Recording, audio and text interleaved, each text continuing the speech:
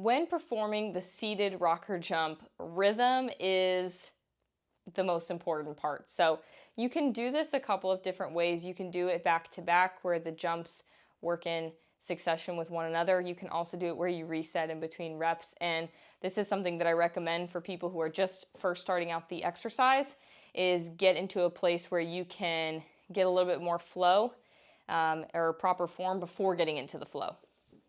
Because you're not going to get into the flow if your reps look poor. When you do the seated rocker jump, you're going to lean back and you want to let those feet come up with you, and right as those feet touch the ground, that's when you're moving into that jump. It's also really important. Another thing I see is people have no idea what's going on with their arms, and I can totally relate to this because in a lot of plyos, that's my biggest thing that I mess up on, is just what are my arms doing when I'm supposed to be doing any kind of explosive or plyometric exercise. But you want those arms involved in the swing when you go into the jumps. What your arms are doing in this exercise is they can set up and just be ready to go whenever your feet are up in the air and you're about to press them into the ground. As they're pressing into the ground and you're getting into that jump, that's going to be the hinge portion, and that's where your arms, your shoulders are going to be in extension. So your shoulders will go into shoulder extension, and then you can come up onto the swing.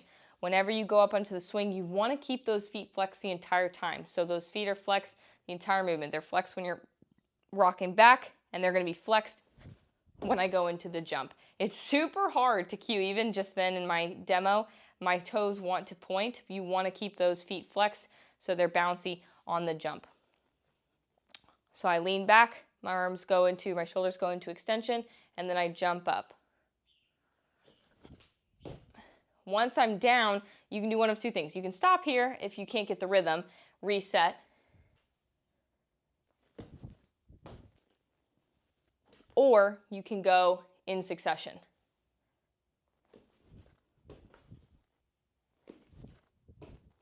Like so, okay? When you do this, again, do not worry if the first couple times you do it feels really awkward. Even demoing it right now, I didn't get any warm up into the demo, and so a couple of the positions felt a little bit uncomfortable for me. But when you get into the flow of it, you might get the hang of it. And sometimes you can start where you have to break up those jumps, and then as the sets progress, maybe set one or your warm-up set, you do individual reps, but as the sets progress, you can rock in from one jump to the next just fine. And that's the seated rocker jump.